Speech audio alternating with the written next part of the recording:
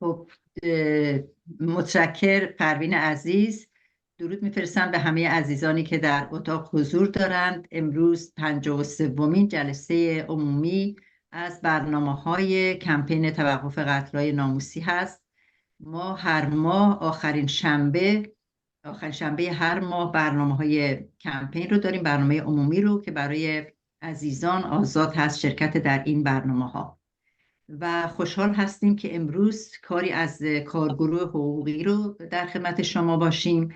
من قبل از این که به موضوع اصلی این جلسه بپردازم، از فروغ عزیز خواهش میکنم به عنوان مسئول کارگروه حقوقی در حد 2 دقیقه در مورد کارگروه حقوقی برای دوستان توضیح بدن که کارگروه حقوقی چی هست، چه وظایفی انجام میده، و بعد به معرفی 2 تا سخنران عزیز و مقدمه بر برنامه امروز خواهم پرداخت. فروغ جان، میکروفون در اختیار شما هست که 2 دقیقه در مورد کارگروه حقوقی برای عزیزانی که جدید هستند و تازه به ما در این جلسه پیوستن لطف کنید توضیح بدید. سپاسگزارم. ممنون خانم دکتر مقدم، مرسی. درود میفرستم به همه عزیزان و خوش آمد میگم بهتون. ممنون از اینکه امروز در این برنامه هستین. کمپین توقف قتل‌های ناموسی چندین تا کارگروه و چند رکن داره که همه با یک هدف و به موازات هم پیش میره. یکی از این کارگروه ها کارگروه حقوقی هستش که من حالا افتخار اینو داشتم که در این دوره 9 مسئول کارگروه حقوقی باشم.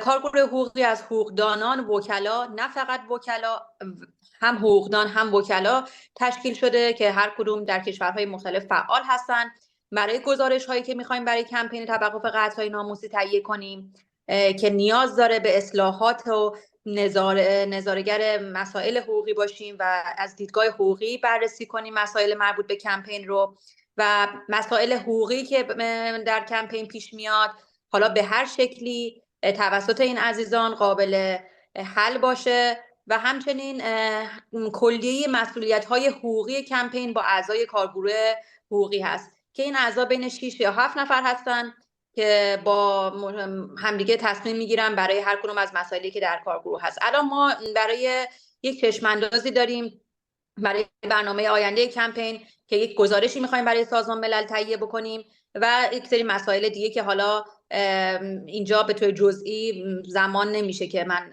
صحبت بکنم. جلسه امروز با سخنرانی خانم فرشته بازیگر و کارگردان از افغانستان و خانم فرزانه فائزه حاج حسینی وکیل و فعال حقوق زنان از آمریکا هست که موضوع برنامه ما خشونت علیه زنان در جنگ ها هستش که این دو عزیز برای ما صحبت میکنن. ممنون از شما. سپاسگزار برای معرفی کوتاه فروغ عزیز. خب دوستان، همونطوری که میدونید جنگ ها یکی از پدیده های پیچیده و مخرب در تاریخ بشری هستند که همواره تأثیرات گسترده‌ای در جوامع انسانی داشتند. در این میان نقش زنان در جنگ ها و تأثیرات جنگ بر زندگی اونها موضوعی است که به دلیل نگاه جنسیتی غالب در جامعه که اغلب نگاه مرد سالارانه هست نادیده گرفته میشه. زنان در طول تاریخ در کلیه جنگ ها نقشه و تجربیات متعدد و دردناکی رو تجربه کرده و میکنن، از سربازی و جاسوسی گرفته و تا پرستاری و همینطور تحمل خشونت‌های جنسی از جمله تجاوز و بردگی که ما به خصوص در سالهای اخیر بسیار شاهدش بودیم. نمونه بارز اون رو ما میتونیم در حمله داعش به عراق و به خصوص کردستان که زنان ایزدی رو واقعا مثل چندین قرن پیش 1400 سال پیش به بردگی گرفتن و در بازار اونها رو فروختند. به هر حال زنان از یک طرف برای بقا تلاش میکنند در جنگ ها و از طرف دیگر بر متجاوزین خودشون هم نقش عاملیت رو بازی میکنن. نمونهش رو ما میتونیم در زنان پیشمرگی نقطه‌ای که باز هم در همین حمله داعش ایفای نقش کردن و تونستن داعشیان رو عقب برونند اشاره بکنیم و همچنین حضور پررنگ زنان در جنگ‌های جهانی مثل جنگ جهانی اول و دوم. تأثیرات جنگ بر زندگی زنان نه تنها شامل مسائل به اصطلاح جسمی و روانی است، بلکه ابعاد وسیع اجتماعی و اقتصادی هم داره. امروز 2 مهمون عزیز داریم. من نمیخوام زیاد وقت جلسه رو بگیرم، بیشتر میخوام که سخنرانهای گرامی ما به مسائلی که آماده کردن بپردازند و هر کدوم از دیدگاه خودشون به نقش و تجربیات و تأثیرات جنگ بر زنان بپردازن. همونطور که فروغ عزیز اشاره کردن، ما 2 مهمان گرامی داریم. یکی خانم فائزه حاج حسنی هست از اعضای کارگروه حقوقی کمپین توقف قتل‌های ناموسی. فائزه وکیل دادگستری در ایالات متحده آمریکا هستند. ایشان با چندین سازمان بین المللی و از جمله سازمان بین المللی بشردوستانه و از جمله سازمان ملل کار کرده. فائزه از مسائل جنسیتی و حقوق زنان دفاع میکنه و تمرکزش هم بر توانمندسازی زنان و ترویج عدالت اجتماعی در داخل و خارج از کشور هست. من فرشته عزیز رو هم معرفی میکنم. فرشته گرامی از افغانستان هستند، مربی تئاتر، بازیگر و کارگردان اهل افغانستان. او یکی از بنیانگذاران بنیاد همیاری آموزش سلامت سیمرغ هست که در برلین و کابل فعالیت میکنه.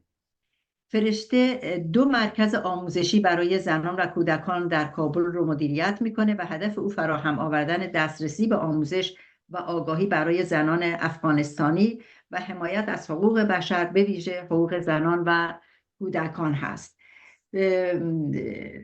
فرشته واقعا یک گنجینه هست در جنبش زنان منطقه و خیلی خوب هست که ما زنانی مثل فرشته رو که زیر چکمه‌های طالبان، دقیقاً فرشته مصداق بارز نقش زنان در جنگ‌ها هست که من خودم خیلی خیلی مشتاق هستم پای صحبتاش، پای تجربیاتش، پای فرارها و مقاومت‌های زنان افغانستان بشینیم.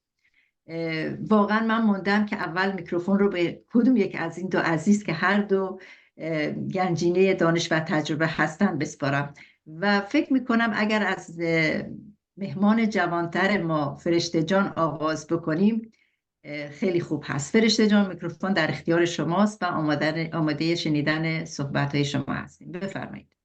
درود به همه. خیلی ممنون خانم مقدم بابت این معرفی و مقدمه‌ای که گفتید و ممنون از دعوتتون. بله، متاسفانه هممون در جریان این اتفاقاتی که توی افغانستان یعنی هستیم، اتفاقاتی که جدیداً افتاده یا اتفاقاتی که قبل از طالبان هم در حکومت قبلی افتاد که من خودم افغانستان بودم و میتونم بگم چه نسل من، چه نسل مادرم و مادر بزرگم سال هاست که ما توی جنگ زندگی میکنیم. اصلا تولدمون توی جنگ شده، رشدمون توی این جنگ که سال هاست توی افغانستان هست ما رشد کردیم و همیشه با خشونت، چه در خونه چه در جامعه، یعنی ما دست و پنجه نرم میکردیم با این خشونتی که به خاطر زن بودن نسبت به ما میشده. من از سال 2012 از افغانستان بیرون اومدم، ولی میتونم بگم یکی از تجربیات تلخی که ازش میتونم نام ببرم که خیلی یعنی من فکر میکنم دنیا رو تکون داد، خشونتی بود که توی خیابون پرخونده، یعنی زنی که توی خیابون کشته شد، سوزونده شد و توسط مردان همون یعنی منطقه، نه توسط طالب، توسط مردانی که پدران ما بودن، برادران ما بودن، همسران ما بودن، توسط اینا صورت گرفت که خیلی تکان دهنده بود. من فکر کنم جنگ یک طوری این انسانیت رو از مردای ما گرفته، یعنی این حالتی که زن هم برابر با اونهاست، این کاملا توشون مرده و خیلی راحت میتونن به زنان خشونت رو یعنی خشونت داشته باشن و هیچ فکری، چون بعداً هم وقتی با این افراد صحبت، من خودم مثلا با این افرادی که خشونت کردن صحبت کردم، هیچ حالت ندامت و پشیمانی نداشتن و ببخشید من کمی احساساتی شدم از کاملا قابل درک فرشته جان، برای اینکه شما تجربه کردید، جنگ رو حس کردی، در جنگ هستی و این برای همه ما قابل درک است. چون خیلی وقتا هست که یک کسی از بیرون ماجرا به قضیه نگاه میکنه. من خودم هم که جنگ رو تجربه کردم، یعنی پدر من در جنگ کشته شده، مادر من سالها مجروح جنگ بوده. بعضی از دوستانی که در این اتاق هستن میدونن این قضیه رو. و وقتی مسئله جنگ میشه، حسی که دارم خیلی متفاوت از حسی است که شاید کسی که جنگ رو از نزدیک ندیده، صحنه‌های جنگ رو ندیده هست.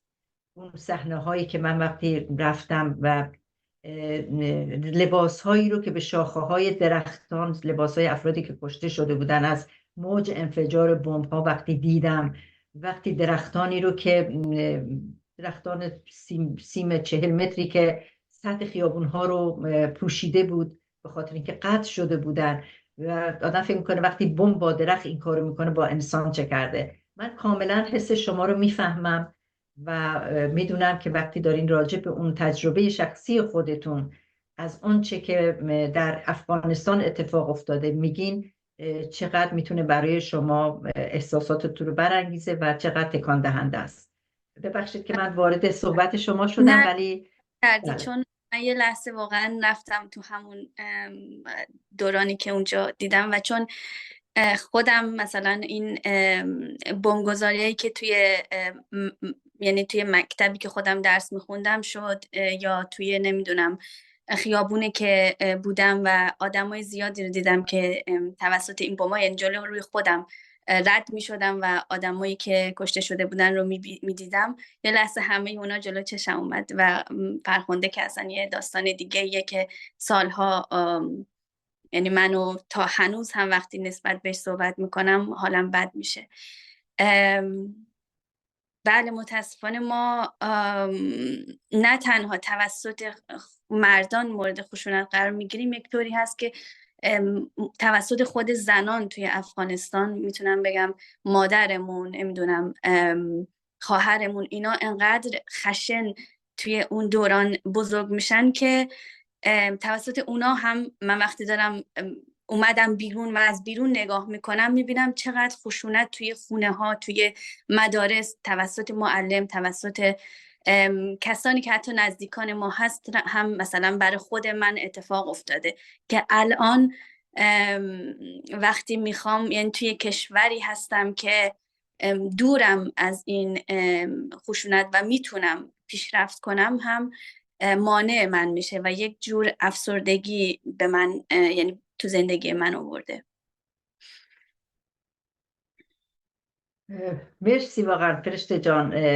خب اگر در اینجا در این بخش صحبت شما تموم شده، میتونیم بریم سراغ فائزه عزیز و بعد دوباره به شما برگردیم. آیا موافق هستی؟ چون من میدونم الان شما به دلیل اینکه اون مشکلاتی که براتون پیش اومده و تأثیرات همون منفی جنگ که ما امروز داریم راجع بهش صحبت میکنیم، تأثیرات روانی و جسمی که بر زنان، من در مقدمه که خدمتتون عرض کردم، تأثیرات روانی و جسمی که بر زنان باقی میمونه، نمونهش رو ما الان در سخنران عزیزمون فرشته جان میبینیم که وقتی یاد اون مسائل میفته همین به اصطلاح احساساتش برانگیخته میشه و این تأثیرات همچنان باهاشون هست.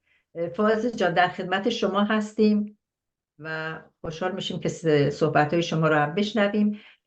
دوستان بعد از اینکه عزیزان صحبت‌هاشون رو ارائه دادن اینجا، ما بخش پرسش و پاسخ هم داریم که دوستان میتونن در بحث شرکت بکنن. بفرمایید فائزه عزیز. مرسی رضوان جان.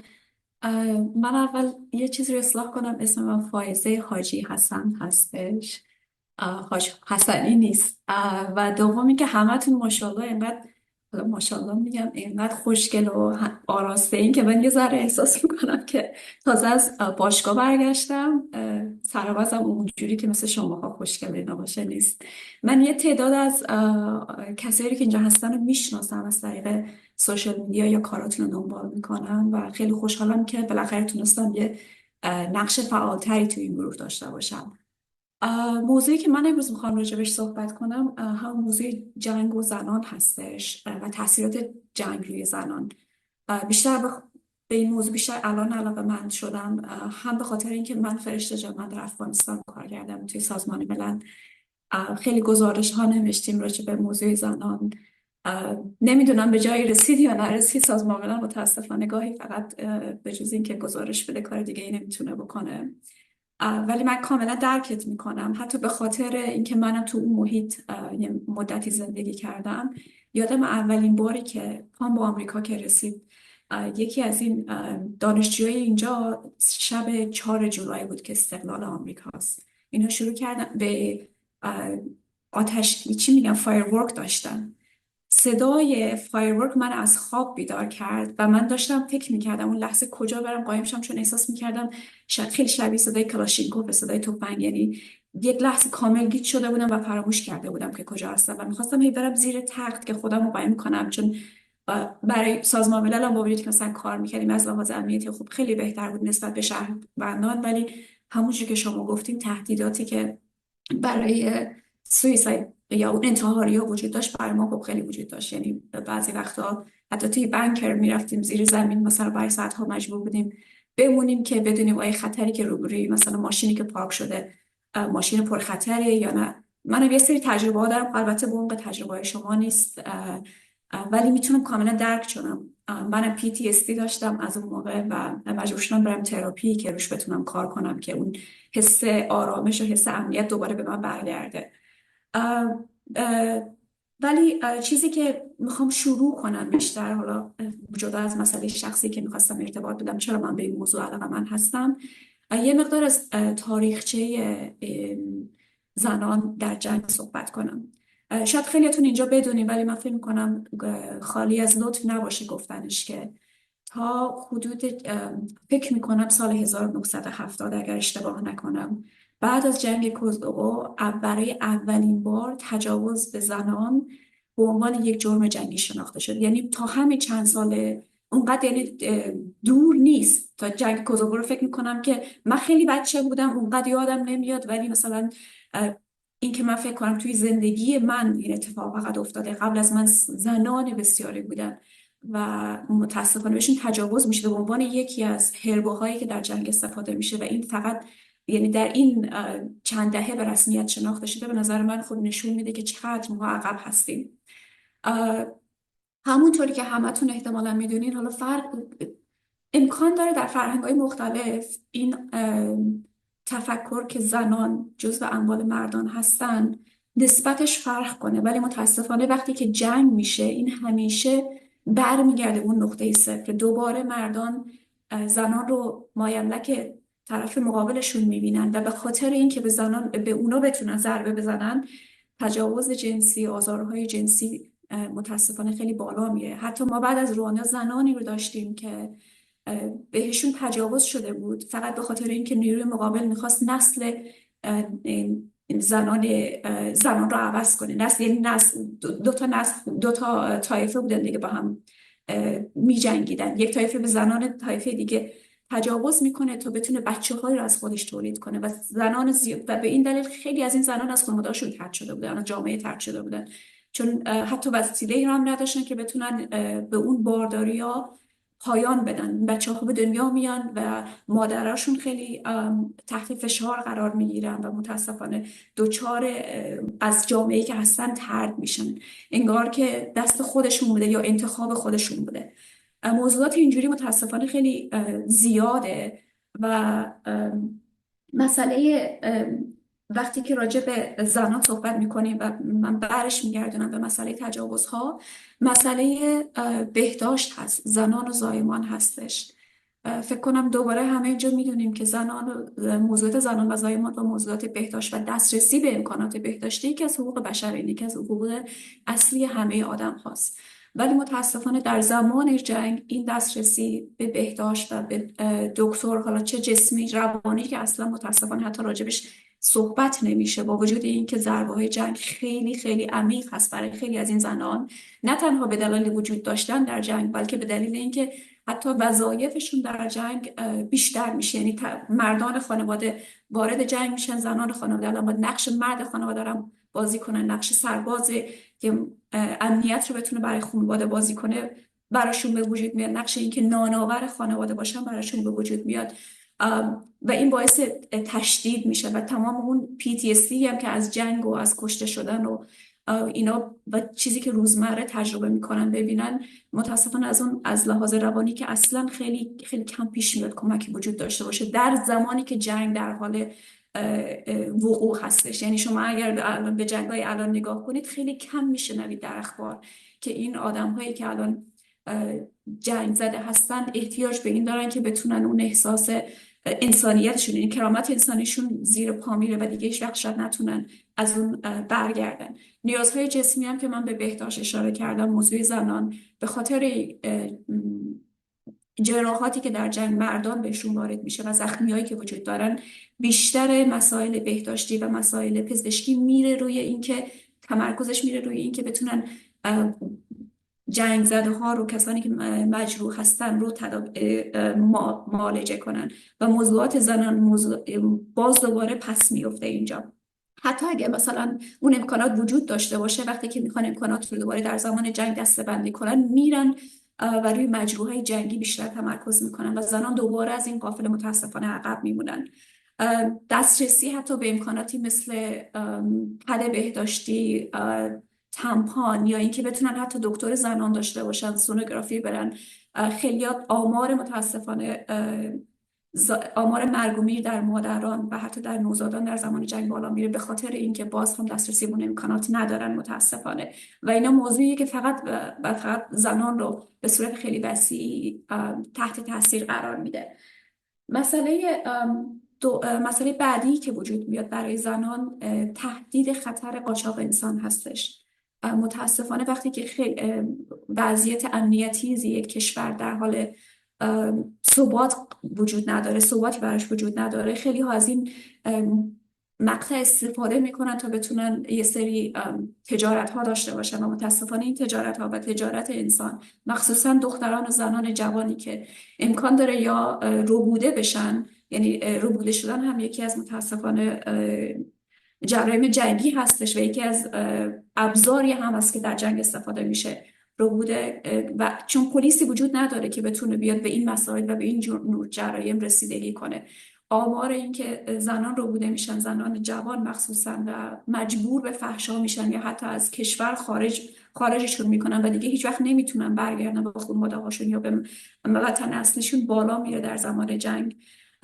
و زنان متاسفانه این در طول تاریخ هم اونقدر آماده نشدن که بتونن با این مسئله بجنگن، چون تمام اکثر کشورها اگر شما نگاه کنید نیروی پلیس و نیروی امنیتی از همیشه یک کار مردانه به حساب میشه و نیروهای امنیتی بیشتر مردان هستن. وقتی این نیروها به جنگ گسیل میشن، زنان متاسفانه با یک خلایی مواجه میشن که خودشون شاید اون قابلیت ها رو هنوز زیاد نگرفته باشن که چطور میشه تبدیل به محافظه، نه تنها خودم محافظه خانواده‌ام هم بشن. و مسئله آخری که من نمیخوام زیاد وقت بگیرم، مسئله آخری که میخواستم بهش اشاره کنم مسئله پروسه صلح هستش. در سال 2023 فقط 10% از کسانی که می نشستن سر میز مذاکره برای صلح زنان بودن، با وجود این که زنان به صورت خیلی عمیقی تاثیر میگیرن از جنگ و یکی از عواقبی که جنگ داره تا سالها براشون میمونه و نقش خیلی جدی هم در جنگ، حالا به جز اون چیزایی که رضوان جان اول گفتن که بعضی مشاغل رو در جنگ دارن، به صورت کلی اون کشور رو یعنی حتی بار اون کشور و کشورداری روی دوششون میفته، بار این که نانا برای خانواده روشون میفته و مسائل رو میتونن از نزدیک ببینن که جنگ بر روی خانواده چه تأثیری داره، برای کودکان چه تأثیری داره. متاسفانه در مذاکرات صلح روی کنار مردان نمیتونن قرار بگیرن به هر دلیلی. یعنی با وجود اینکه سازمان ملل بارها گزارش داده و بارها استراتژی رو مطرح کرده برای اینکه بتونیم چطور زنان رو عامدانه و کاملا اینتنشنال حالت به صورت عمدی سر میز بیاریم، در خیلی از کشورها هنوز هم زنان متاسفانه جزء پروسه صلح نیستن و تا زنان وارد این پروسه صلح نشن و تا به عنوان کسانی که میتونن حرفی برای گفتن داشته باشن و میتونن به این پروسه کمک کنن وقتی که نقششون حتی اونقدر به رسمیت شناخته نشده، خیلی خیلی سختی که بخوایم باور کنیم صلح میتونه وجود داشته باشه. جنگ خب جنگ متاسفانه چهره کاملا مردانه داره شروعش، ولی تلفاتش و تأثیراتش روی زنان هست و به جای اینکه زنان سر این مذاکرات صلح بشینن، چون به نظر میرسه مذاکرات صلح هم چانه‌زنی سر قدرت هست متاسفانه و باز این زنان هستن که سهمی از این قدرت نمیتونن داشته باشن و برای اینکه بتونن سر این میز بشینن یعنی باید خیلی بیشتر از مردان کار کرده باشن تا بتونن جدی گرفته بشن و این یه موضوعی هستش که متاسفانه خیلی از کشورها رو تحت تاثیر قرار داده و خیلی از نیازهای زنان در زمان جنگ دیده نمیشه و به همون تبع چون زنان دوباره میگم که سرپرست خانواده میشن، نیازهای کودکان، نیازهای افراد بیمار، نیازهای سالخوردگان، همه اینا متاسفانه در همین پروسه تا حدی نادیده گرفته میشه، چون کسانی که وارد جنگ میشن، مردانی که میجنگن، زیاد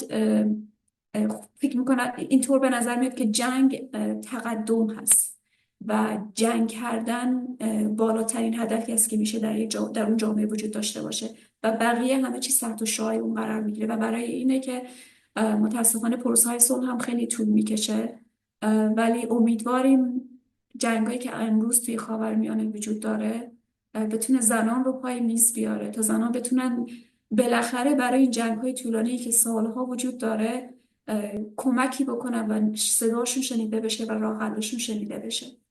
ممنونم.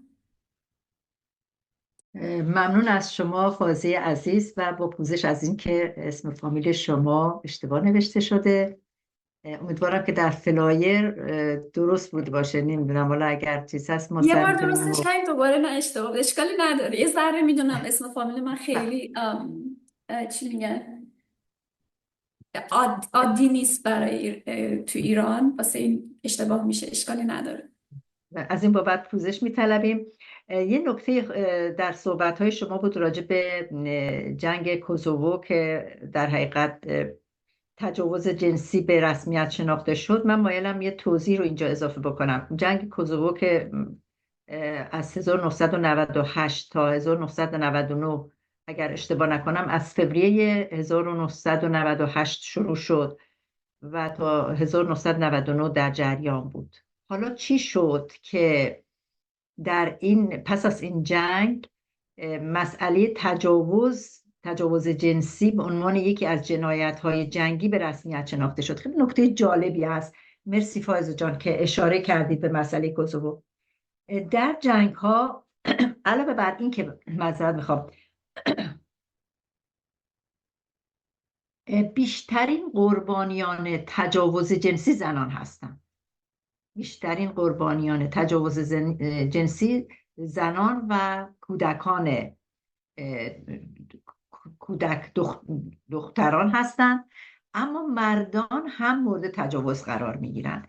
در یکی از جنگ هایی که مردان خیلی مورد تجاوز قرار گرفتن جنگ کوزوو بود.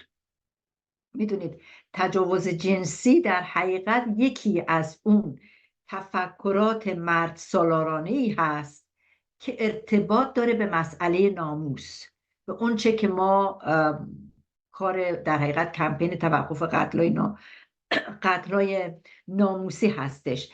در این جنگ خب چون مردان زیادی مورد تجاوز قرار گرفته بودن و در یک مقطعی اینها که اون در حقیقت PTSD بعد از جنگ و تجاوز رو و اون ترومای تجاوز رو با خودشون حمل میکردن، شروع کردن به بیان اون درد و رنجی که از تجاوز و حالا مردان بزرگی شده بودن، 60 ساله، 50 ساله، 70 ساله، 40 ساله، و می اومدن راجع به اون تجربه تجاوز جنسیشون. من یه جایی خوندم، یادم نیست در کجا بود، که یکی از اون کسانی که مردی که تجربه تجاوزش رو میگفت، خب یک کودکی بوده که وقتی حمله میکنن به روستاشون،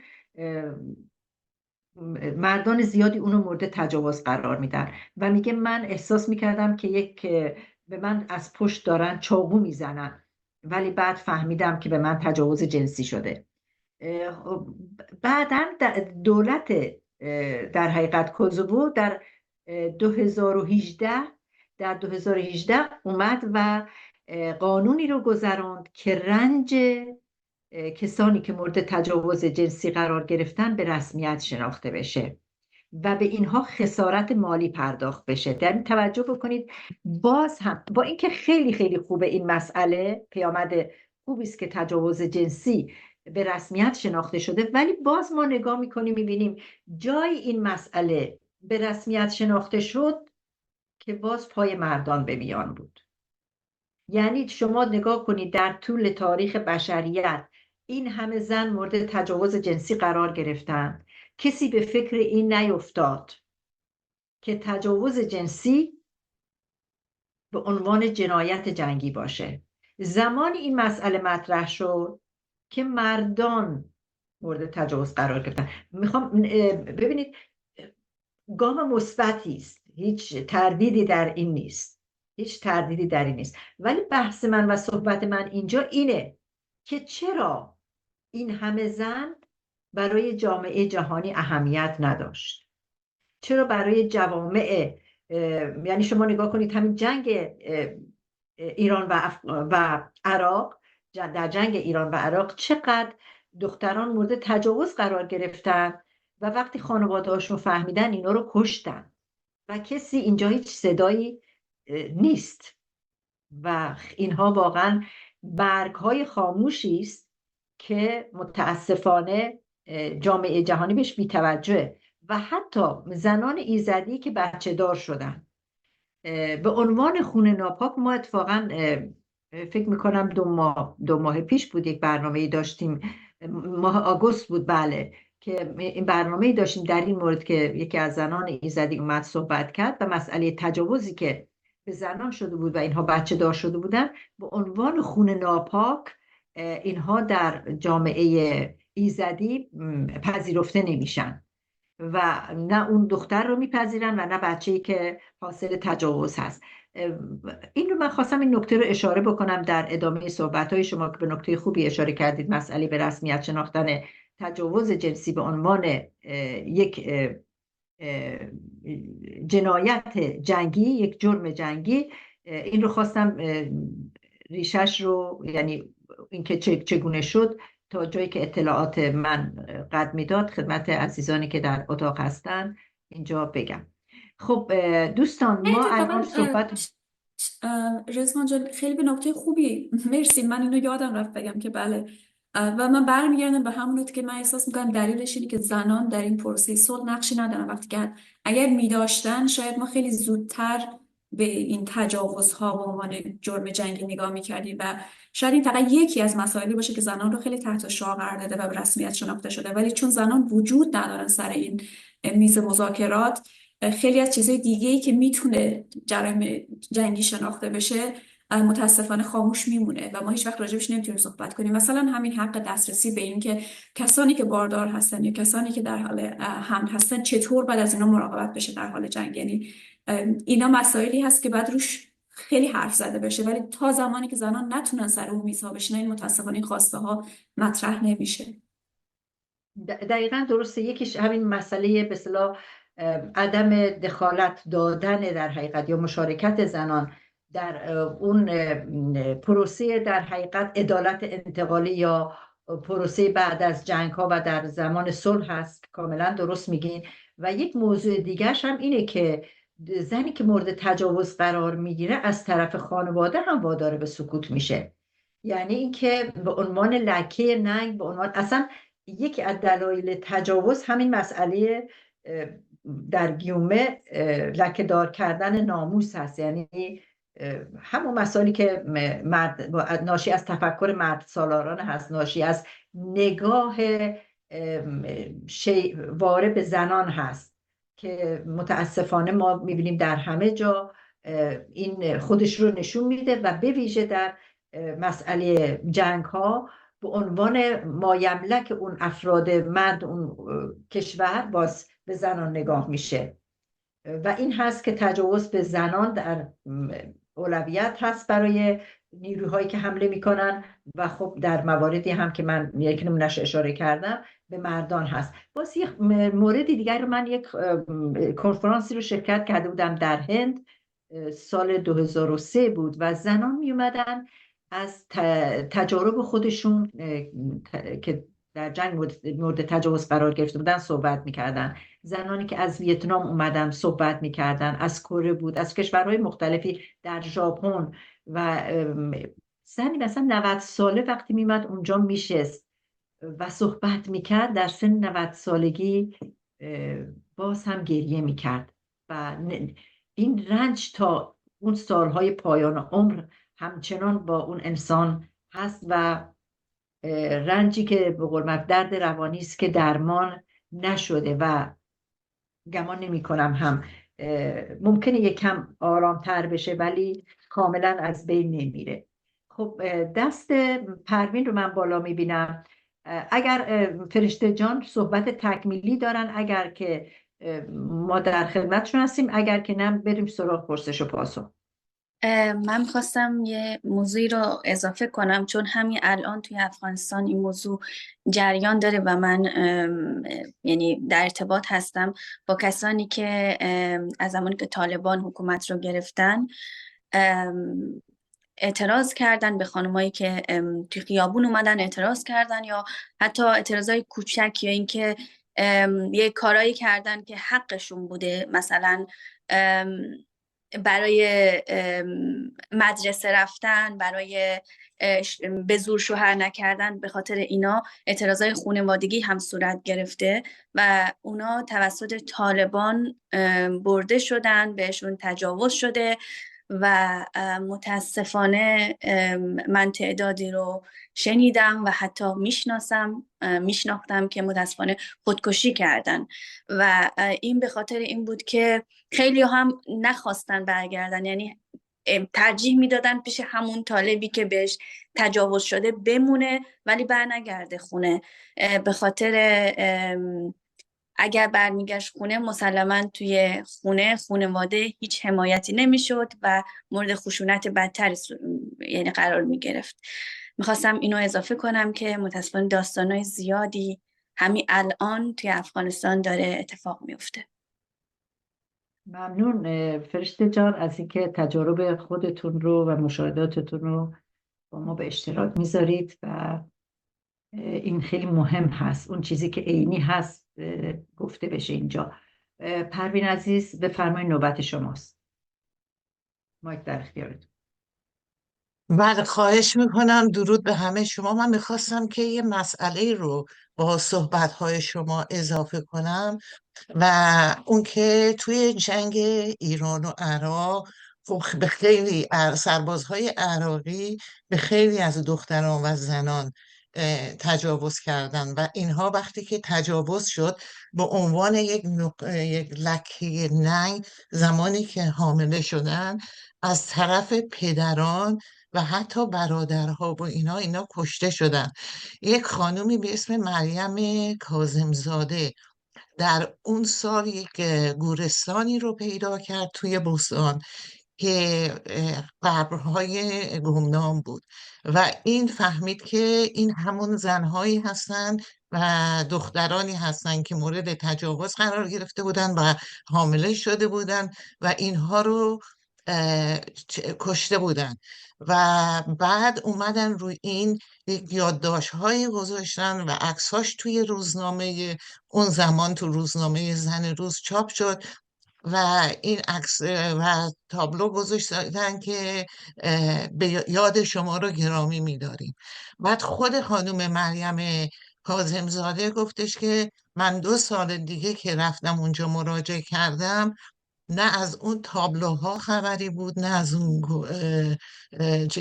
گورها، و عملا همه رو صاف کرده بودن. یعنی دقیقا یعنی این که اینجور تجاوز اینها رو سعی کردن که از تاریخ جنگ حفظ چیز کنن، پاک کنن. و اینشون میگفتن دقیقا ما در دوران جنگ زنان پشت صحنه‌های جنگ نبودن، عملا تو خط مقدم جنگ بودیم و اینها توی خونه‌های ویران زندگی میکردن. یعنی توی یک جامعه مرد سالارانه زمانی که مسئله جنگ پیش میاد و اینطوری به زنان تجاوز میشه، اینها حتی میخوان اونها رو از چهره تاریخ حذف کنن. من فقط میخواستم که این مسئله رو به صحبت‌های شما عزیزان اضافه کنم. سپاس. من پروین عزیز، نوبت روحی عزیز هست. لطفا در 3 دقیقه صحبتاشون رو بفرمایید و بعد هم یک نفر به نام آیفون در قسمت چت نوشته بعد از آیفون نوبت نوشین عزیز است. روحی جان بفرمایید. روحی عزیز، روحی جان صدای ما رو دارین؟ ببخشید، آره من میکروفون خودم قطع بود. خواستم بگم اگر لطف کنید به ویدیوتون هم باز کنید روحی جان. خود قیافی نیستش که ویدیو رو باز کنم. بدون قیافه ببینید. ببینید در زمان جنگ ایران و عراق، در همون زمان که چیز بود، یکی از فشارهایی که به زنهای جوانی که شوهراشون از دست داده بودن می آوردن که با برادر شوهر ازدواج کنن و این مسئله خیلی به اصطلاح جا افتاده بود که این زنها رو مجبور کنن که با برادر شوهر ازدواج بکنن. یکی این نکته رو خواستم یادآوری کنم. یکی این که ما در همین 2 سال جنبش زن زندگی آزادی ما جوانای بسیاری داشتیم که در زندان مورد تجاوز جنسی به شیوه بسیار وحشتناک قرار گرفته بودن و این جوانان وقتی که بیرون اومدن از طرف خانواده طرد شدن. یعنی خانواده ها یا خجالت میکشن یا درد و رنجی که این بچه ها کشتن براش بسیار زیاد هستش و قبولشون ندارن. ما الان یک کمپین دیگه داریم به اسم قهرنام که تعدادی روانشناس روی این بچه ها کار میکنن برای اینکه شاید بتونن اینا رو از اون دنیای تاریکشون بیرون بیارن. بعد یه نکته دیگه، من دیشب داشتم به مصاحبه یک شاعر فلسطینی گوش میکردم که از فلسطین با چه ماجرایی بیرون اومده و به امریکا رسیده و این داشت تلخ‌ترین فاجعه‌ای رو که در اونجا به زن‌ها و خانواده‌های خودش اتفاق افتاده داشت میگفت و واقعا یکی از فکر میکنم فاجعه های انسانی که پیش روی ما هست اون چیزی هستش که الان در غزه داره اتفاق میفته و در اونجا تا اونجای من میدونم صدها بچه گم شدن، دختر بچه یا پسر بچه نمیدونم، ولی صدها بچه گم شدن، اصلا روبوده شدن، کسی نمیدونه کجاست. تمام اینا نتیجه اون جنگ و اون شرایطی هستش که بر اون جمعیت، بر اون منطقه حکم‌فرما هستش. یعنی شما 3 تا سناریو رو اگه کنار هم بذارین میبینین که با شکل‌های متفاوت ولی خشونت وحشتناکی که به بچه‌ها، زن‌ها و خانواده‌ها وارد میشه. ممنونم. مرسی روحی جان. خب ما صحبت‌های نوشین عزیز رو میشنویم، بعد هم فکر میکنم آیفون همون فریبای عزیز هستن، بعد نوبت فریباست و بعد هم یکی از عزیزان الی جان نوشتن که مایل هستن بیشتر فرشته جون صحبت کنن. پس ما اول نوشین عزیز، بعد فریبا و بعد میریم دوباره سراغ فرشته جان. بفرمایید نوشین جان.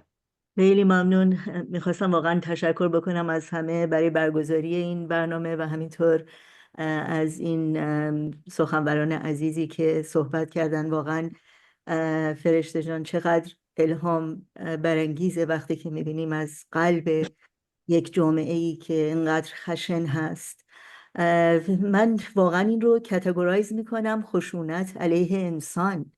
یعنی واقعا انسان بودن جنسیت هم نداره.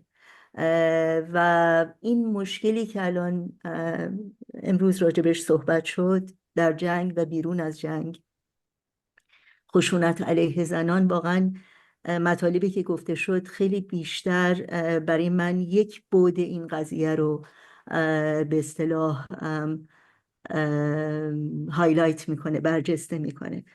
ابعاد دیگه این قضیه یه اشاره فرشته جان کردن که چطور زنان جامعه هم همون خشونت رو اعمال میکنن وقتی که در قدرت هستن، حالا به عنوان مأمور یا هر کسی به خاطر جایگاهی که در خانواده دارن، به هر حال یا به عنوان مادر یا بزرگتر که احساس میکنن یک قدرتی دارن بر مثلا یه دختر جوان که توی خانواده هست.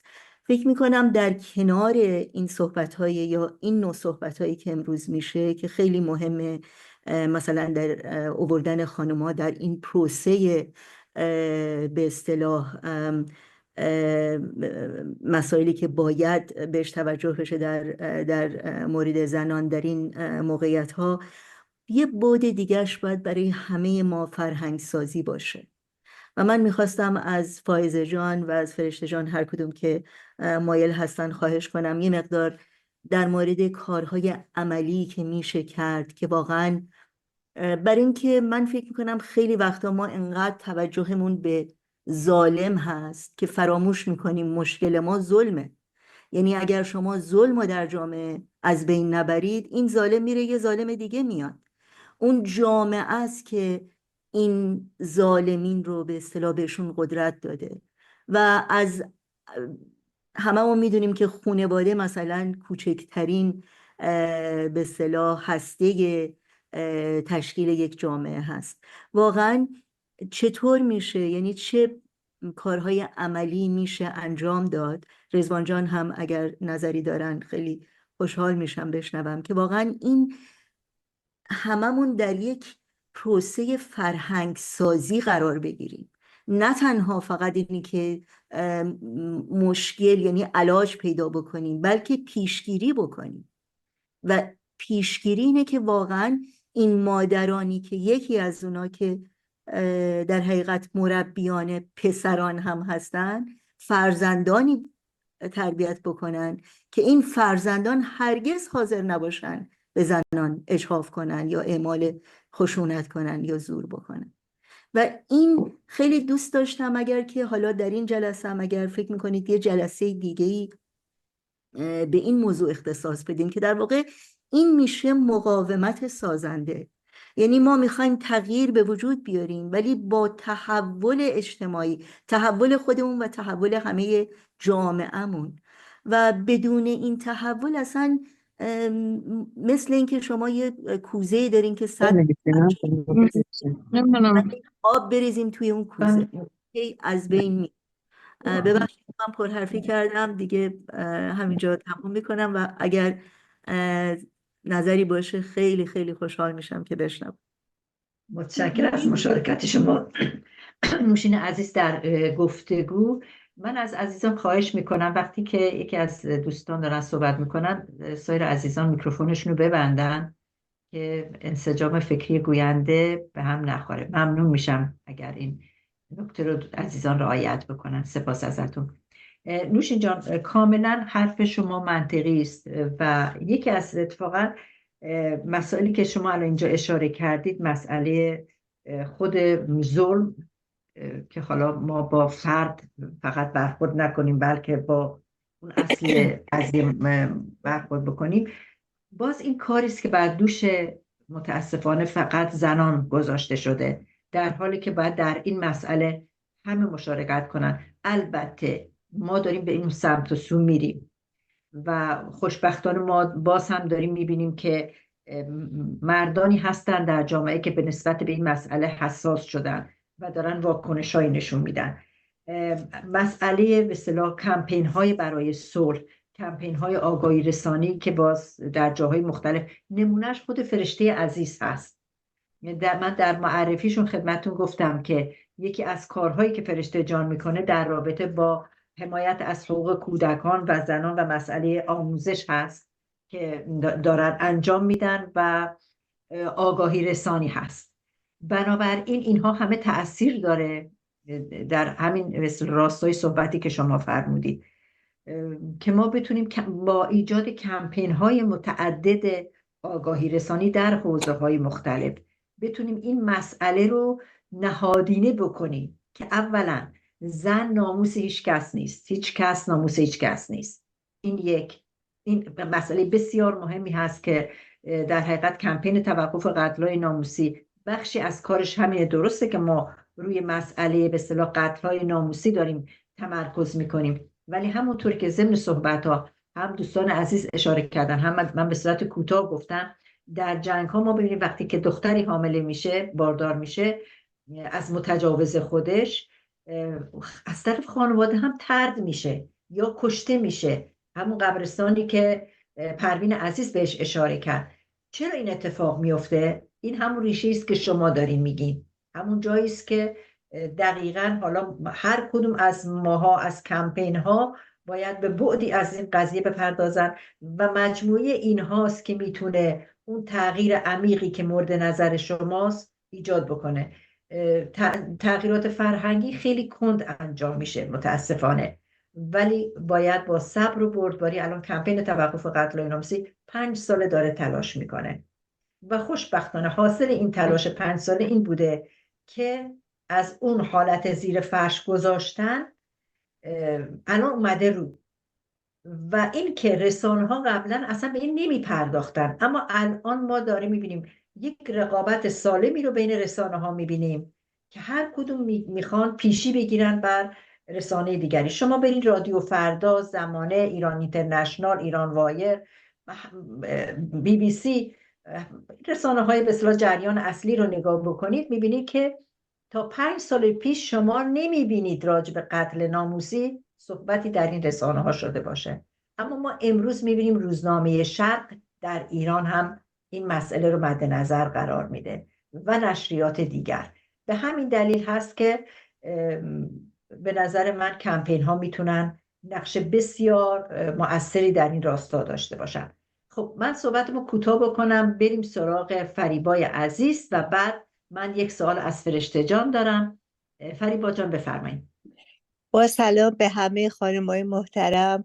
واقعا هر دفعه من تو این جلسات شرکت میکنم هم قلبم درد میگیره، هم روح هم شاد میشه که میبینم چقدر خانم‌های عزیزی در تلاش هستن که زن رو از اسارت درارن. واقعا اشک به چشم میاد وقتی که این همه ایثار رو میبینم و از همگی شما بسیار بسیار متشکرم.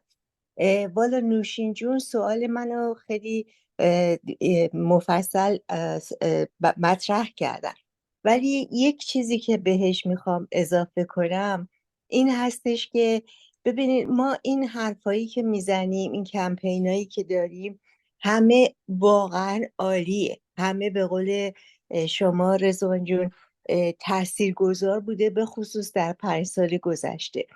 اما عمق جریان، غده اصلی در تمدن و این تمدن و نمیدونم چی باید بهش گفت، اصالت تو ایران معروفه که مثلا میگم ما اصالتمون اینه، اونجا هاست که تأثیر اصلی اونجا اتفاق میفته. یعنی بیشتر مثل میخوام بگم، یک طایفه آدم زن رو میکشه یا مثلا بچه رو شوهر میدن اینا، تا اینکه جاهایی که شهری هستن ما چطوری میتونیم به اونا رخنه کنیم. یعنی اگر من فکر میکنم ما از مرکز بتونیم شروع کنیم، از درست وسط این قده شروع بکنیم، خیلی تاثیرگذاری بیشتری میکنیم. ولی نمیدونم چطوری میتونیم به اونجا برسیم، چون همه زنها در افغانستان یا ایران یا کشورهای جهان سوم دیگه دسترسی به مثلا اینترنت یا مجله یا روزنامه یا چه اینترنت ندارن. ما چطوری میتونیم به اونها رخنه کنیم؟ خیلی من بازم میتونم از جواب این همگی سوال ممنونم. بدم؟ بله بله بفرمایید. من خواستم راجع به حرفیم که نوشین جان زدن یه ذره صحبت کنم. نوشین جان همونجور که احتمالا خودتونم دیدین فرزند آوری زنانه است ولی فرزند پروری زنانه نیست و نبایدم باشه. اون جایی که زنان در مقابل زنان قرار میگیرن متاسفانه فقط به خاطر این است که قدرت اینو ندارن که در مقابل سیستم مردسالاری یا پدرسالاری بیستن و تبدیل میشن به سربازان اون سیستم ناخودآگاه و ناخواسته، چون تنها جایگاهی که میتونن برای خودشون حفظ کنن از این طریق است که به اون ارزش‌های نظام مردسالار باورمند باشن، وگرنه خیلی راحت کنار گذاشته میشن. ولی راجع به این که چه کارهایی میشه کرد که این فرهنگ رو عوض کرد، خب در عین وقوع جنگ شاید کار زیادی نشه کرد، اما در مثلا من مثالایی میدم که در افغانستان ما انجام میدادیم. حالا اینکه چقدر میتونیم اونو اندازه گیریش کنیم و چطور میشه نمیدونم عوض شدن فرهنگ رو اندازه گیری کردیم، خودش هم یه مسئله بزرگه. ولی یکی از چیزایی که میتونه خیلی کمک کنه نقش انجوها و نقش سازمان ملل یا کلا سازمانهایی هست که حقوق بشری هستن و نقش انسانی رو میخوان ایفا کنن. ما شروع کردیم حتی برای روستاها رفتن برای اینکه بتونیم کلاسای جندر بذاریم، یعنی همین که اصلا زنان رو آگاه کنیم. زنانگی به نظر شما چی هست؟ آیا متوجه هستید چیزی که داره برای شما اتفاق میفته نقش هایی نیست که به صورت طبیعی در شما وجود داشته باشه، بلکه به شما واگذار شده. راجع به اون مسئله صحبت می‌کردیم به صورت ورکشاپ خیلی عملی و به خاطر اینکه آدم‌ها شرکت کنن، چون خیلی از این زنان حتی توانایی که روزشون رو بذارن توی یه ورکشاپ مثلا یکی دو روزه شرکت کنن نداشتن، حتی بهشون امکان داره به صورت نقدی پول میدادیم که بتونن برای اون روز کاریشون درآمدی داشته باشن ولی بیان شرکت کنن. یه کار دیگه که می‌کردیم این بود که قرضاها یا لون‌های خیلی کوچکی داشتیم براشون. وقتی که زنان مستقل میشن از لحاظ اقتصادی خیلی راحت‌تر قدرتمند هم میشن و خیلی راحت‌تر در مقابل ظلم هم نیستن. مثلا اونقدر زیاد هم نبود، فقط به اندازه پول این که شما بتونید یه گاو بخرید و بعد اون گاو شیرده باشه و بعد از شیر شما میتونستین به فروش برسین و حرفی برای گفتن داشته باشین. وقتی که در اقتصاد خانواده به صورت فعالانه میتونین مشارکت کنین، خب زن قوی تری هم میشین. و مسئله دیگه متاسفانه که باید روی مردان خیلی کار بشه، چون درسته که شاید تا یک زمانی زنان مردان رو تربیت کنن ولی بعد از یه سنی فکر کنم سمیرا جون اینجا هست میتونه صحبت کنه راجع به مسئله که بعد از 8 سالگی 7 سالگی خیلی تاثیر خانواده نداره، متاسفانه از دوستانشون و از جامعه تاثیر میپذیرن و جامعه ما جامعه مردسالاریه و تا نتونه دولت به صورت خیلی آگاهانه یه سری برنامه‌ها رو پیاده کنه که زنان رو پیش ببره، یعنی فقط ما نمیتونیم فرهنگ سازی کنیم و نباید به دوش زنان باشه. و من احساس میکنم یکی از چیزهایی که باید خیلی خیلی روش تمرکز کنیم اینه که این تقاضا رو داشته باشیم که این حکومت باید در پروسه فرهنگ سازی به خاطر اینکه زنان مشارکت داشته باشن برای حکومت هم خوب هستش و اگه بتونیم به اونجا برسیم که حکومت بتونه برنامه‌ریزی سازی کنه و سیاست گذاری کنه، فکر کنم خیلی راحت‌تر و سریع‌تر میتونیم پیش بریم. ببخشید من پریدم وسط، هندریز من کار نمیکنه، نمیدونم چرا. نه خیلی کار خوبی کردید. اتفاقا من میخواستم پاسخ رو واگذار بکنم به شما و فرشته جان. دوستان وقتی سوال میکنن، چون ببینید مسئله تأثیر در حقیقت جنگ ها بر زنان فقط یک به اصطلاح بعد خشونت تنها نیست، مسئله و تجاوز جنسی، بلکه ابعاد دیگری هم داره، از جمله بار اقتصادی که به زنان تحمیل میشه که اگر بخوام در حقیقت ارتباطش رو هم با مسئله خشونت بررسی بکنیم، همون که تمام بار روی دوش زن باشه این خودش اینو خشونت هست. و مسئله سوگواری هست، مسئله این که در جنگ ها غالبا این مردان هستن که کشته میشن. اصلا خب جنگ ها رو غالبا مردان ایجاد میکنن و غالبا هم مردان کشته میشن در جنگ ها. اگرچه جنگ جهانی دوم و اول زنان هم کشته میشن، زنان بسیاری کشته میشن، ولی عمدتاً بیشترین آمار کشته شدگان جنگ مربوط به مردان هست.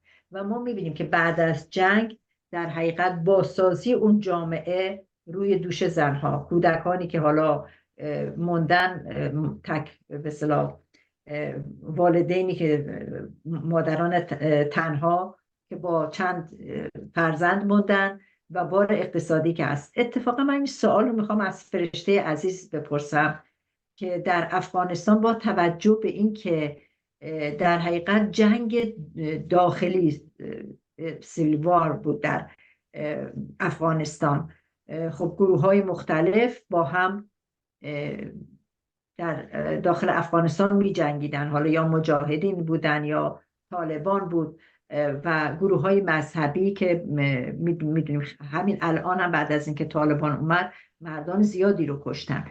سوال من فرشته جون این هست که زنانی که همسرانشون کشته میشن اونها چگونه در جامعه باشون برخورد میشه و موانعی که دارن، مشکلاتی که دارن با توجه به محدودیتی که در جامعه افغانستان برای زنان هست. ببینید مثلا فرض کنیم اگر در جامعه آلمان وقتی جنگ جهانی دوم پیش میاد و خب اداره جامعه، ترمیم و بازسازی جامعه میفته به دوش زنان، در این جامعه محدودیتی برای زن وجود نداره که از خونه نیاد بیرون، کار نکنه.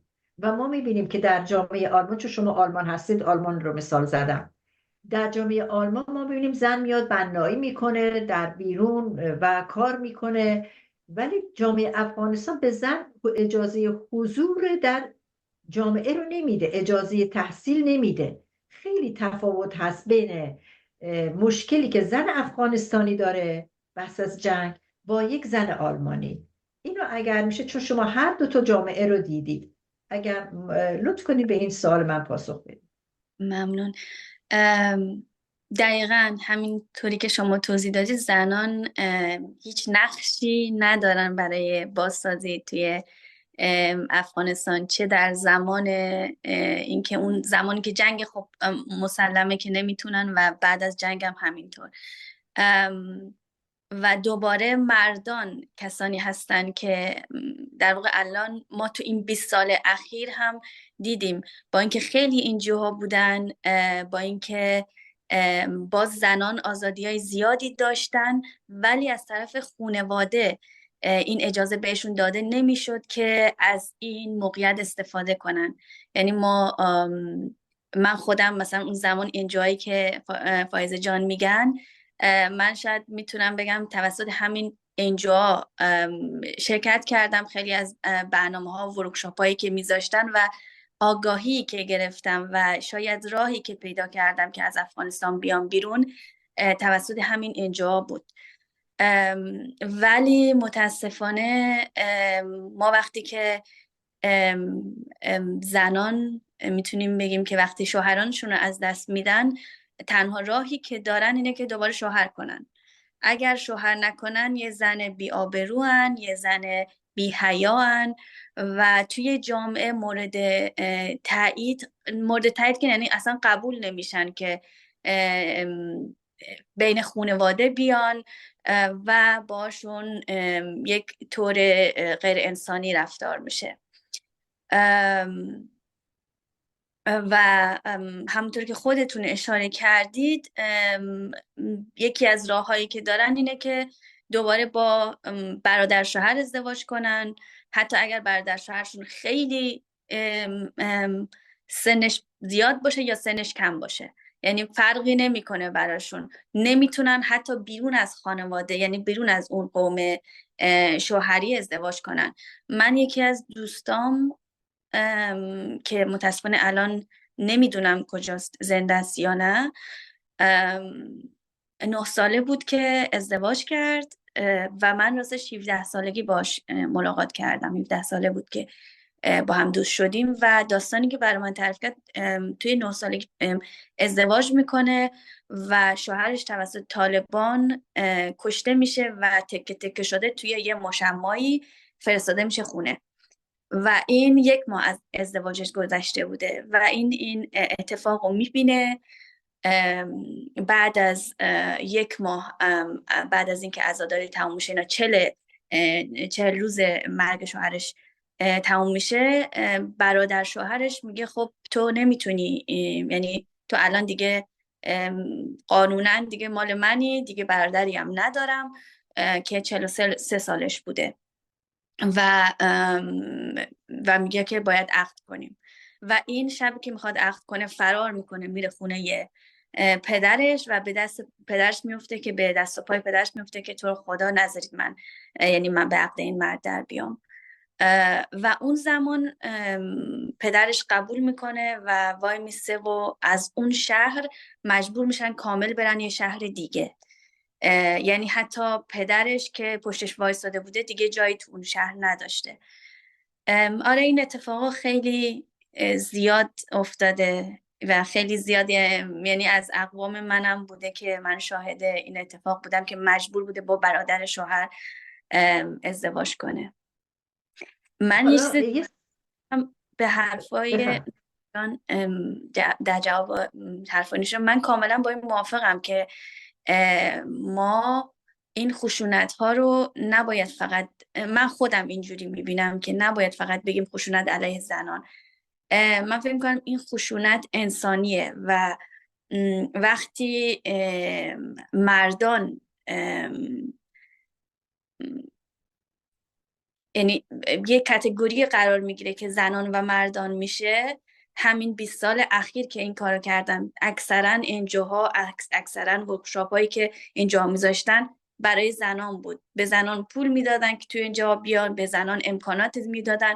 زن به خاطر اینکه اون پول رو بگیرن یا اینکه اون امکانات رو بگیرن میومدن شرکت میکردن و برای مردان هیچ چیزی در نظر نمی گرفتن یا هیچ ورکشاپی گذاشته نمی شد.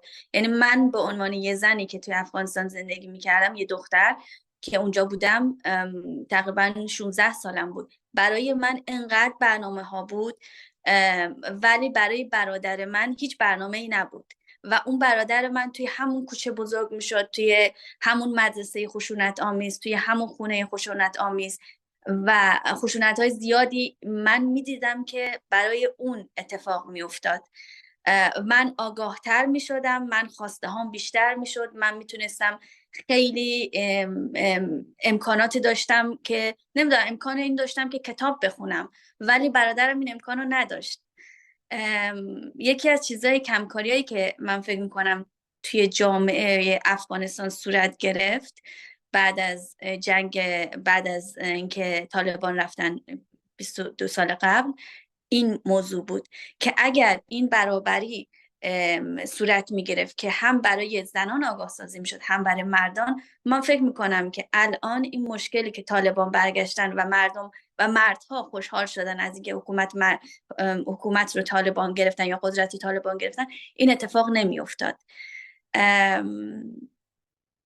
دقیقا خواستم اینو اضافه کنم که متاسفانه من این موضوع که الان طالبان به قدرت رسیدن و مردان زیادی حمایتشون میکنن، این موضوع میدونم. مرسی. اتفاقا من یه سوال ضمن صحبت‌های اولتون پیش اومد، در اون سوال دومم من پیش اومده. دست نوشین عزیز رو هم میبینم که بالاست، ولی چون الان شما در صحنه هستید هر دو تا سوالم رو بپرسم با هم. یکی این که خب گفتین که بعد از اینکه مرد کشته میشه حتما باید با یکی از مردان فامیل که درست هم هست ازدواج بکنن. حالا یه وقتایی هست که در فامیلی همه مردان خانواده کشته شدن یا اصلا اون مردان خانواده حالا ممکنه که نخوان با زن خانواده ازدواج بکنن و اون زن تنها میمونه با چند تا بچه. آیا حمایت مالی اون زنان جامعه از طرف حکومت میشن؟ اصلا اگر نشن اون زن باید چه کار بکنه؟ این یک سوال هست. اون زنی که حمایت که میدونیم در جامعه افغانستان نمیشن، خب اون زن با اون چند تا بچه چی کار میکنه در جامعه‌ای که اجازه استقلال اقتصادی به زن داده نمیشه، اجازه کار کردن و حضور در جامعه داده نمیشه؟ این زن تکلیفش چیست؟ یک سوال این هست. یه نکته دیگر هم خواستم ببینید. خب ما گفتیم که جنگ ابعاد مختلفی داره، تاثیرات مختلفی داره، ولی الان ما اینقدر مسئله تجاوز و مسائل زیاد هست که ما همونطور که قبلا اشاره کردم تمرکزمون رفت روی مسئله تجاوز جنسی، چون خب واقعا بار روانی خیلی خیلی سنگینی روی زنان داره. اما این نکته که باید آگاهی رسانی شامل همه بشه، کاملا درسته. یعنی کارگاه‌های آموزشی برای مردان، کارگاه‌های آموزشی برابری جنسیتی برای مردان باید گذاشته بشه.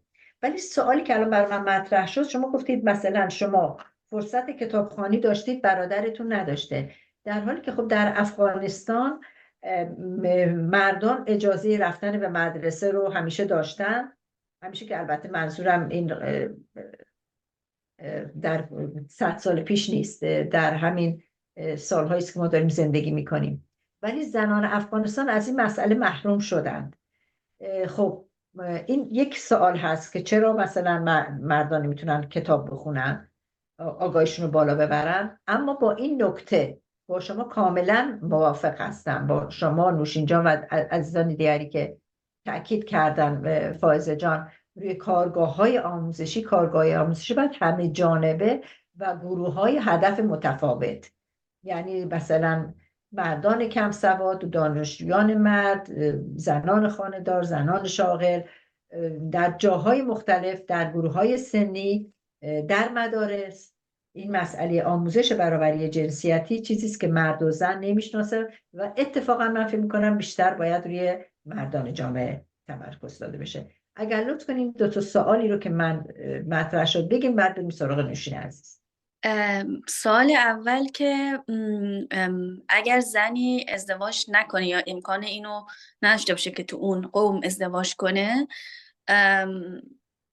طبق تجربه خودم چیزی که دیدم و اینا، بهش میگن که یا باید توی این خونه بمونی، چون از طرف دولت که هیچ حمایتی نمیگیره و از طرف مرد خود اون قوم هم، چون اکثرا یعنی کسانی که تو این شرایط هستن وضعیت اقتصادی خوبی هم ندارن.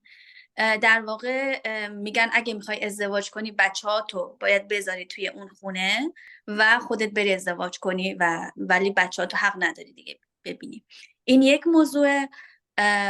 و اگر این کارو نکنه باید بره کار کنه و کاری که میتونه بکنه، چون نه سواد داره نه امکانات دیگه‌ای داره، باید بره خونه مردم و نمیدونم رخت بشوره، چون داریم از این قضايا خیلی هم الان هست که خانمایی هستن که میرن رخت میشورن، نمیدونم کار خونه میکنن و شغلای این چنینی انجام میدن. یا خیلی ها هم بعضی ها هم مجبورن تن فروشی کنن و پنهانی، چون از طرف هیچ جایی اینا حمایت نمیشن و بله مجبورن تن بدن به تن فروشی که امکان اینو داشته باشن که بچه‌هاشون رو نگه دارن.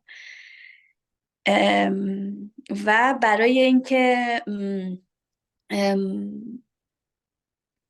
در قسمت این که مثلا مردان امکانات اینو دارن که درس بخونن، من فکر میکنم این ربط پیدا میکنه به سیستم اشتباهی که توی افغانستان هست.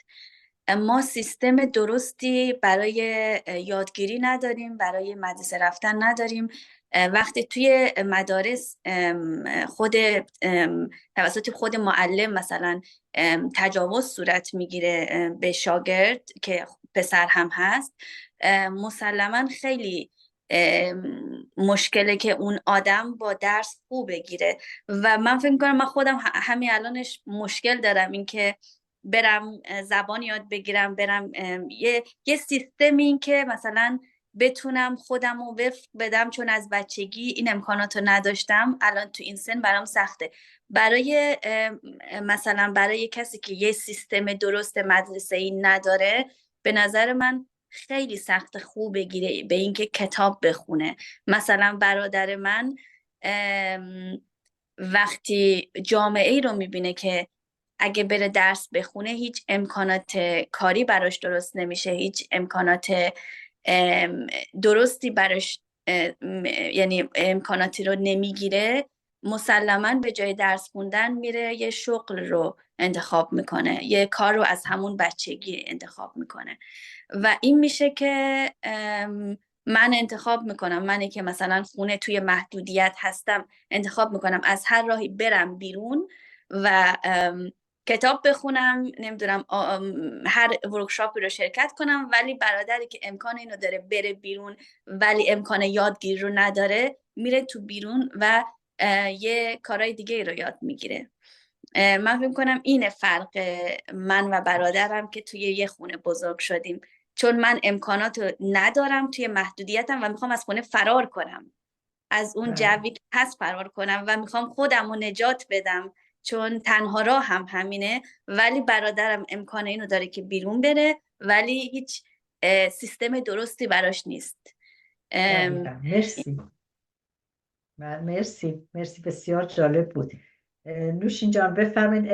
من ضمناً اینجا اعلام بکنم خیلی مایل بودم که فروغ عزیز که مسئول کارگروه حقوقی هست اینجا یه صحبتی رو داشته باشه، ولی من الان دیدم در قسمت چت نوشته که به دلیل اینکه کار داشت مجبور ترک بکنه، که حالا در پایان ممکنه که یه توضیح مختصری در مورد کارگروه حقوقی هم بدید.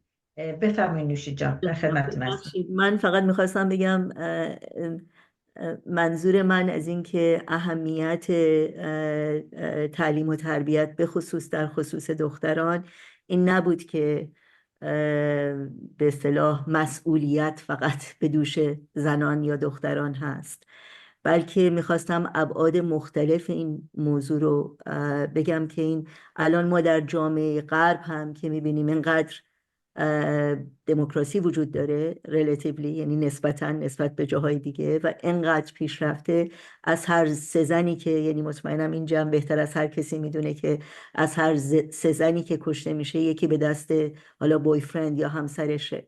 اخیراً نمیدونم شاید شما هم خونده باشید، ولی یه رپورتی از سازمان ملل اومد که از 8 دختری که در جهان هست یکی مورد تعرض جنسی قرار گرفته. منظورم اینه که این تمام به اصطلاح صحبت‌هایی که شد اینجا، یعنی خودمون اگه نگاه بکنیم اهمیت این که مردان باید بیان توی این صحنه و خود ما نمونه‌ای هستیم که هر کدوم از ما، من مطمئنم یک مردی بوده در خانواده، یک برادری بوده، یک پدری بوده، یک کسی بوده که این معلم مردی بوده که حامی زنان بوده. شما از حالا تو این قرن اخیر یا 2 قرن اخیر از مثلا طاهره قرةالعین بگیرید که پدرش چقدر مشوقش بوده که بره تحصیل بکنه، تا پروین اعتصامی که باز پدرش اونقدر اون رو تشویق کرده، و کسای دیگه که نگاه بکنید، فرزانه میلانی و بقیه اینا رو میبینید که واقعا یک حمایت مردان به هیچ وجه به اصطلاح انکار ناپذیره و باید در این چرخه برابری. یعنی چی؟ یعنی اینکه یک همکاری و یک همسویی و یک واقعا این نیست که مثل اونا شدن، ولی اینه که همه فرصتهای برابر داشته باشن که بتونن استعداداشون رو شکوفا بکنن، حالا چه مرد چه زن. چقدرم مثال شما فرشته جان جالب بود که با اینکه برادرت امکانات بیرون داره ولی بیرون امکاناتی نیست که بهش بده که اون بتونه یک تغییری بکنه. و اینها همه فقط میخواستم به ابعاد مختلف جامعه اشاره بکنم و منظورم اصلا این نبود که همه چیز به عهده زنان هست، ولی یک گفته‌ای هست که اگر امکان تربیت، امکان مدرسه برای 2 تا بچه، یکی پسر یکی دختر نیاز هست، بهتر اول اون احتیاج به زنان به دختره داده بشه، چون اون هست که به هر حال مربی اصلیه. ولی این هرگز از این که نقش مردان و اینکه اصلا در حقیقت باری که به دوش زنان هست در جامعه، یعنی خیلی این موضوع پیچیده‌ایه و ابعاد بسیار زیادی داره و به هر حال من خیلی ممنونم از همه، ولی فقط میخواستم خدای نکرده سوء تفاهم نشده باشه که من میخواستم این زحمات و این تلاش هایی که شده که انقدر با ارزش کم جلوه بدم یا کم رنگ جلوه بدم. نه نوشین جان، کاملا صحبتتون مشخص بود و من فکر می‌کنم خیلی روشن بیان کرده بودید. مرسی که مشارکت کردید. من دست سمیرا رو بالا میبینم. در ضمن آیفون عزیز، من نمیدونم که من به شما وقت دادم اون که فکر کردم فریبا جون آیفون هست درست بود یا نه، چون نوشته با عرض معذرت باید بروم. من دیده بودم در قسمت چت که آیفون دست بلند کرده بود، ولی نمیدونم حالا فریبا هستن یا کسی دیگه ای، چون فریبا صحبت کرد. اگر هنوز حضور دارن آیفون، اگر که نه بریم سراغ سمیرا جان و صحبت ایشون رو بشنویم. بفرمایید سمیرا جان. سمیرای سلام، عزیز، وقت شما بخیر. درود بر اولا که شما. خیلی ممنونم از همتون که این هماهنگی رو کردید، زمان میگذارید، دغدغه دارید، وقت میگذارید، خیلی ارزشمنده. من خودم خیلی یاد گرفتم. یکی این که میخواستم اول خواهش بکنم که کمپین هایی که اعلام میکنید یا در موردشون صحبت میکنید شاید توی چت بذارید که اگر ما بتونیم دسترسی داشته باشیم ببینیم وبسایتی چیزی داریم به اشتراک بگذاریم. در مورد دو تا موضوع دلم میخواست که من هم یه ذره از اون اطلاعات اندکی که دارم به اشتراک بگذارم. یکی در مورد مردان که فرشته جان گفت، اصلا نقش های جنسیتی همینجوریه. نقش های جنسیتی از اساس اون ظلم رو ایجاد میکنه و هدف اولیش سرکوب زنان و دیگر تنوع جنسیتی، اما در نهایت دودش به چشم همه میره. یعنی همون جوری که شما گفتی برادر شما یا که مردان توی مثلا سیستان بلوچستان همون جوریه یا توی کردستان، از اساس اگر که مثلا خیلی درس بخونن و دکتر بشن مهندس بشن اینا اتفاقا مورد مسخره و مضحکم قرار میگیرن، گاهن بولی میشن. یعنی خود اون روند بولی شدنشون یه مقدار سرخوردگی ایجاد میکنه و از اون طرف خب باید نانآور باشن، باید هزینه های زندگی رو بدن و هزینه های زندگی رو چگونه میتونن بدن؟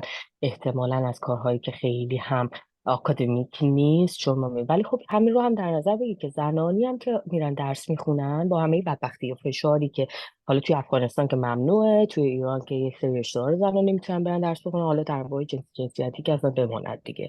یعنی مثلا اگر که کسی نان باینری باشه یا که ترنس باشه، اونها دیگه چه مشکلاتی دارن. مثلا توی ایران که دخترونه پسرونه هست مدارس، خب الان یک ترنسجندر بره تو مدرسه توی مدرسه پسرانه بولی میشه، تو مدرسه دخترانه راش نمیده.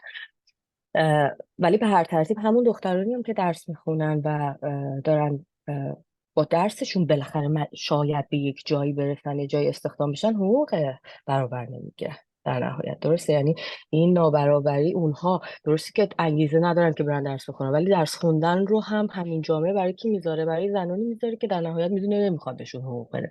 یعنی یک زن 12 سال میره توی دانشگاه فقط تا دکترا بگیره، بعدش میاد از یک فردی که مثلا املاک کار میکنه درآمدش کمه.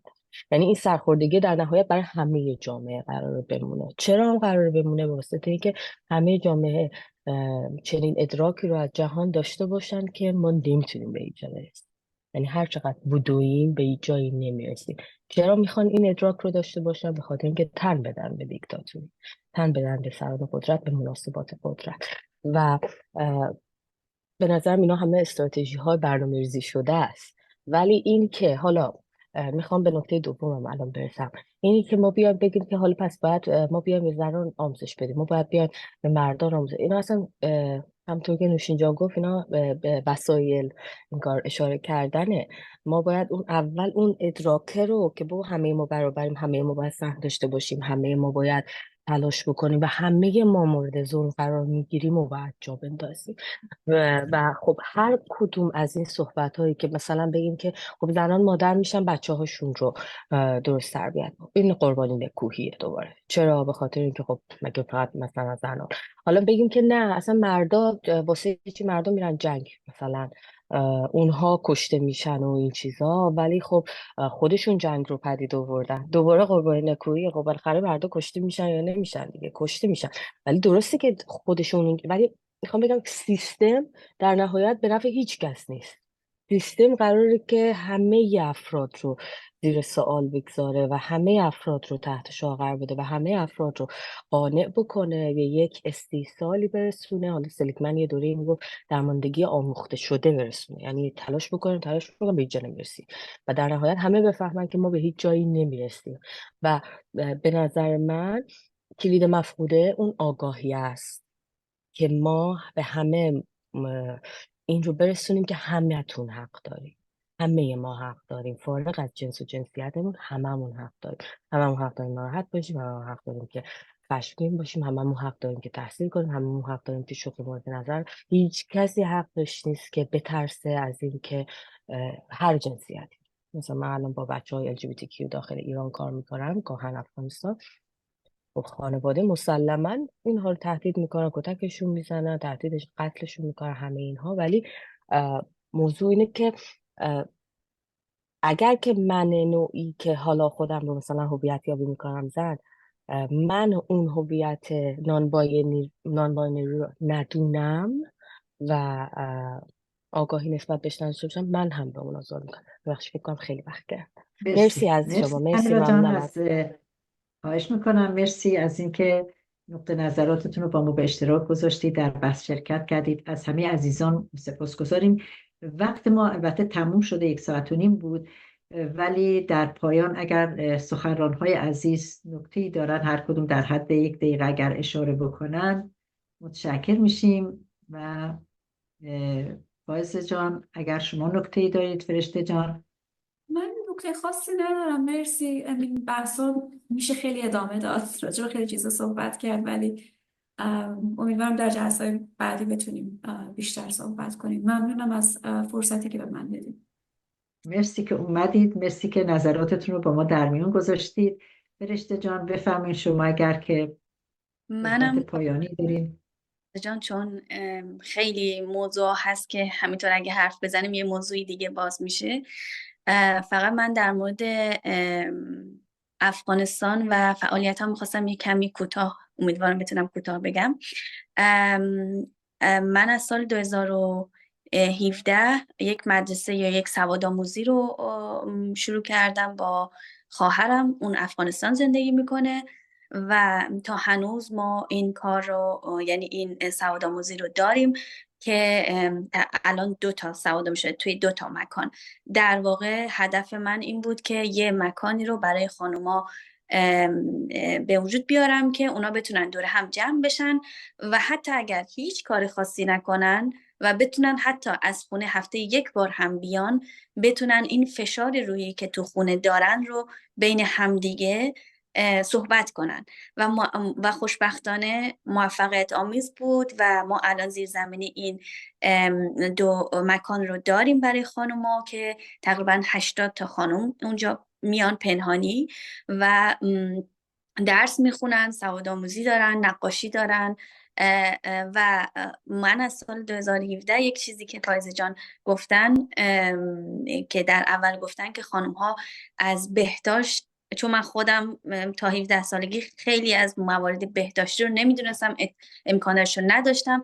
وقتی که همین که اومدم بیرون دیدم اوه من چقدر مریضی ها دارم که توسط همون بهداشتی که نمیدونستم اتفاق افتاده.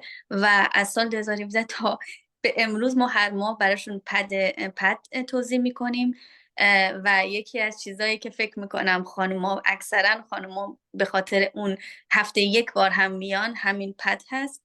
و قبلا ما کلاسای آموزشی داشتیم براشون از آلمان، بهداشت، کتابخوانی و تربیت فرزند.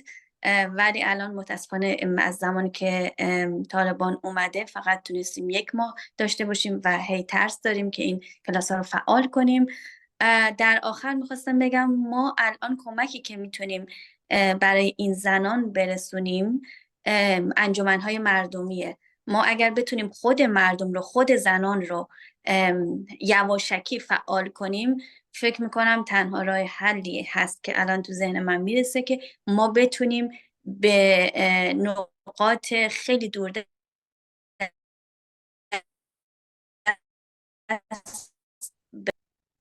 صداتون قطع شد فرشته جان. نمیدونم برای من صدای فرشته شده. ما صدا رو میشنیدیم. رضوان جان فکر صداش میکنم که میومد اینترنت شما. صداش میومد. نه اینترنتشون ضعیف شده بود یه لحظه. بله، همین در آخر من فکر میکنم همه گفتیم که آگاه سازی راه حلشه و الان تو افغانستان فکر میکنم این یه راه حلی باشه که کمک کنه. خیلی ممنون از دعوتتون. خیلی خوشحال شدم که آشنا شدم با همتون. خیلی ممنون فرشته جان، خیلی استفاده کرد. من به شخص از صحبت‌های هر دو عزیز و سخنران‌ها فائزه جان و فرشته جان بسیار بهره بردم و از مهمانان عزیز، مهمان که نصارخونه‌های عزیزی که همه در بحث شرکت کردن خیلی سپاسگزارم. واقعا برای من جلسه بسیار مفیدی بود و از دانش همه شما عزیزان، تک تک شما عزیزان بهره مند شدیم. امیدوارم که باز هم در کنار هم شاهد برگزاری برنامه‌های خوب باشیم. به امید روزی که جنگ و خشونت نباشه و انسان‌ها بتونن با رفتار انسانی در کنار هم اوقات خوبی رو برای همدیگه رقم بزنن. مرسی عزیزان، در اینجا برنامه رو با سرود کمپین به پایان میرسونیم. سپاس.